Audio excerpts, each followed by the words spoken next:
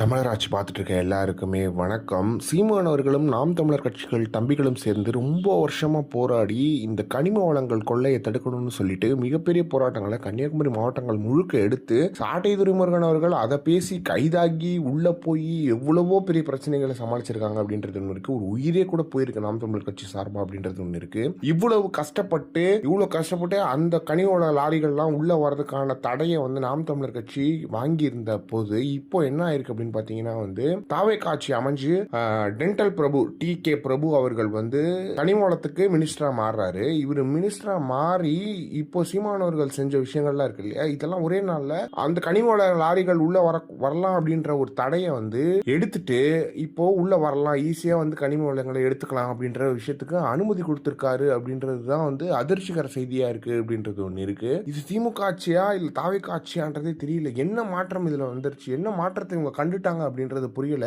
அராஜகம் பண்ணிட்டு இருக்காங்க. திடீர்னு கவர்மெண்ட் ஹாஸ்பிட்டலுக்குள்ள போந்து ஆய்வு பண்றாங்க, ரீல்ஸ் எடுத்துட்டு இருக்காங்க. முதலமைச்சர் பேசிக்கிட்டு இருக்காரு, விஜய் உள்ள பேசிக்கிட்டு இருக்காரு, ரீல்ஸ் எடுத்து போட்டுக்கிட்டு இருக்காங்க. இது என்ன ஆச்சு, இது என்ன அரசியல், கேட்கவே நல்லாவே இல்லை இது அப்படின்றது ஒண்ணு இருக்கு. இது தமிழ்நாடா? எவ்வளவு கஷ்டப்பட்டு இந்த தமிழ்நாடு மக்கள் படிச்சு முன்னேறி வந்துகிட்டு இருக்காங்க. இவங்க என்ன இப்படி இருக்கு தமிழ்நாடு பின்னோக்கி கொண்டு போறாங்க அப்படின்றது ரொம்பவே மனசு சங்கடமா இருக்கு அப்படின்னு நம்ம சொல்லலாம். எனவே தயவு செஞ்சு இப்படி பண்ணாதீங்க. சீமானவர்களோட ஆசை கனவு எல்லாத்தையும் நொறுக்காதீங்க. அவரோட அரசியலே கனிம வள கொள்ளைகளுக்கு எதிரானது தான். ஆனா இதை நீங்க எப்படி அலோவ் பண்றீங்க அப்படின்னு திமுக அரசு கூட அதுக்கு ஒரு கலெக்டர் அதுக்கு வரக்கூடாதுன்ற ஒரு தடை வச்சிருந்தாங்க. தடை மீறி தான் வந்துட்டு இருந்தாங்களே தவிர்த்து இப்போ ஈஸியா நீங்களே கொடுத்து விட்டீங்கன்னா அவங்க ஈஸியா வந்துட்டு போவாங்க அப்படின்றது ஒண்ணு இருக்கு. எனவே இதை பத்தி நீங்க என்ன நினைக்கிறீங்க அப்படின்றத மறக்காம கமெண்ட் பாக்ஸ்ல சொல்லுங்க.